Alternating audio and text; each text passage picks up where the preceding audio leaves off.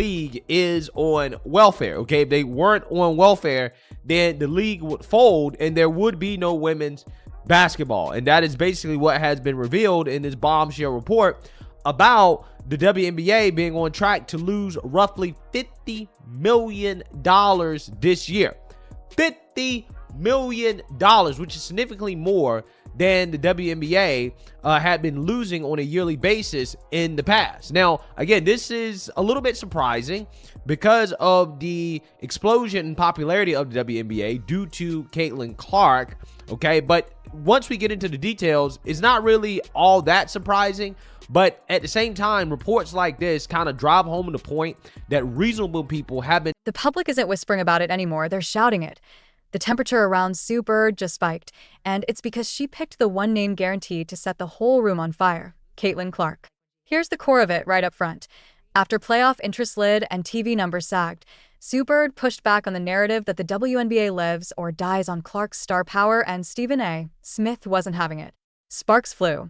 Lines got drawn. And a simple question, who's carrying whom, turned into a full-on referendum on what women's basketball is supposed to be right now.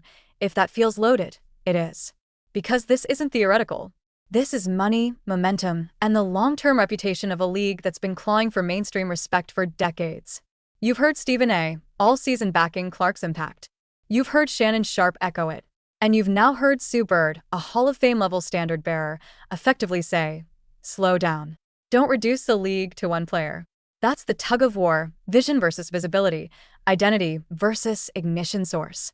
And yes, we're going to get specific. The playoff TV dip once Clark was out. The tickets going for as little as $10 at places like the Target Center. The accusation that critics inside ESPN are hating on their own product.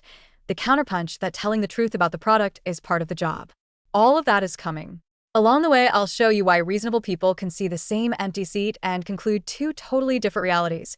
Why Sue Bird's stance is both principled and strategically risky, and why Clark has become the rare athlete who is simultaneously the league's biggest megaphone and its most convenient lightning rod. Let's walk into the arena together. Lights up. Camera sweeps the bowl. From a distance, it looks full. Up close, you see the gaps. That quick breath you just took. That's the league office, too, because optics matter. There's a reason playoff tickets dipped to numbers that make your coffee order look expensive. $10 to be in the building? For postseason basketball, either that's a bargain born of growth strategy or a band-aid on a deeper wound. Expectation versus reality. And here's where the plot thickens. Anyone who watched the college tour Clark just put on knows she brought a wave. A wave of casuals. A wave of diehards. A wave of, I don't even like basketball, but I have to see this. The expectation was simple. Ride that wave straight into the WNBA playoffs. The reality? The ride got choppy the moment she wasn't on the floor anymore. Stephen A. Smith says the quiet part out loud. The viewership drop is real, the buzz cooled, and ignoring it doesn't help anyone. He's not mincing words just because ESPN is stamped on his paycheck. That was one of his points. Working at ESPN doesn't mean you pretend the scoreboard says something it doesn't. That's gasoline on a debate that already had a pilot light because Sue Bird doesn't want the story reduced to no Clark, no interest. And if you followed her career, that makes sense. She's been building the house brick by brick, and now the broadcasters are pointing at the front door and saying, this hinges on one person. She hears that as disrespect to the foundation. She pushes back. Hard. Pause there. Because before we argue who's right, let's frame the second best point in this whole saga. The attendance illusion. You've seen it yourself.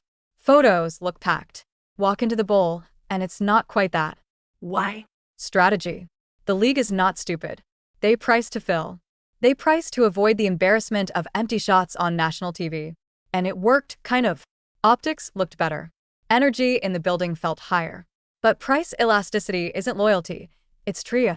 It's not a sin to use it. It just can't be the long-term plan. Context.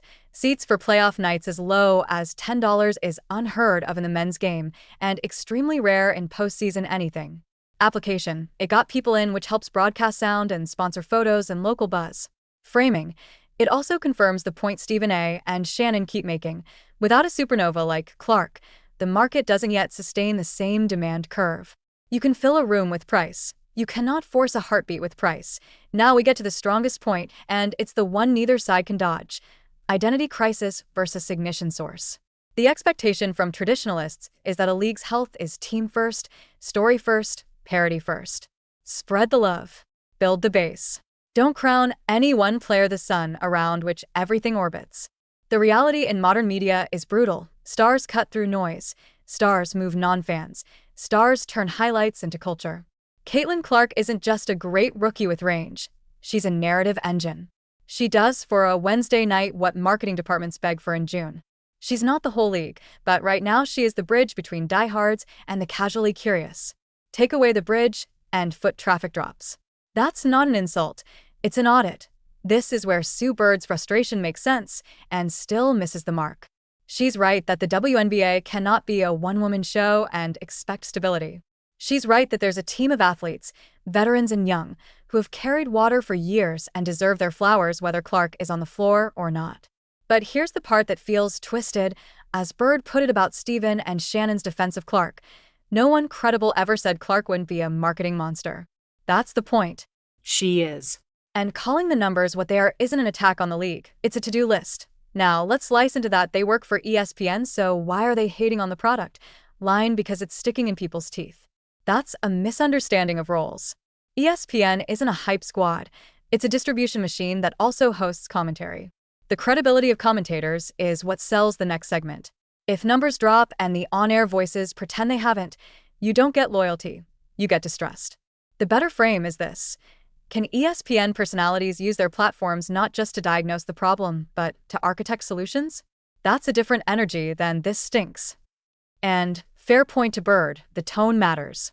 The public hears the league is dead without Clark, even when the intention was the league needs to harness Clark better. Let's rewind the camera to a detail people weaponized, who really had the highest playoff attendance. There was a claim Clark's fever had it, then comes the context hammer. Early rounds on the road in Connecticut. That arena holds roughly 10,000. They were swept, so no Indiana home date to blow the doors off. So no, the raw attendance crown doesn't sit there. See how this conversation keeps folding in on itself. One stat used to dunk on a narrative, then a counter stat used to dunk on that. Meanwhile, the bigger truth sits there, patient. Whether or not a single playoff series led in attendance, the gravitational pull of Clark on the overall ecosystem, tickets, ratings, digital, has been massive. You can feel it in search trends, in social engagement, in the oddity of guys who never watched a women's game suddenly knowing tip times. And that's why legends keep entering the chat. Cheryl Swoops offers a take here, a qualification there.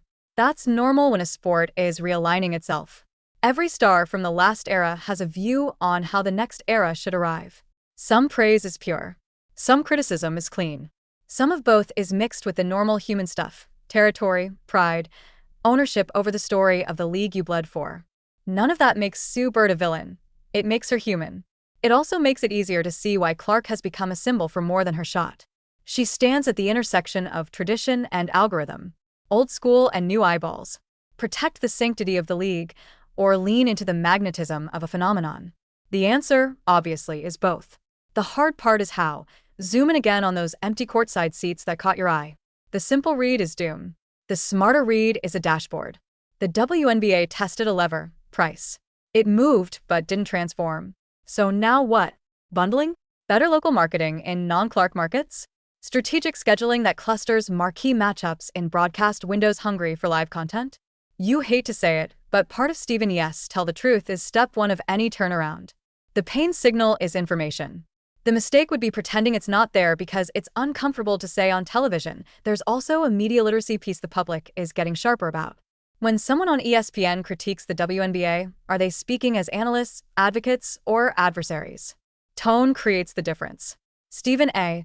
speaks like an investor who sees an undervalued asset not being leveraged. Sue hears it as a dismissal of the work. Those aren't the same thing, but without careful framing, they sound identical. That's why the phrase, hating on your own product, lands. In her mind, the product is the league. In his, the product is the audience's trust that he'll tell them the score. Both matters can be true at once. Let's talk about Clark herself, because in the eye of this storm, there's just a basketball player. Night after night, playing, taking heat she didn't ask for, staying locked in while the discourse spirals into culture war territory.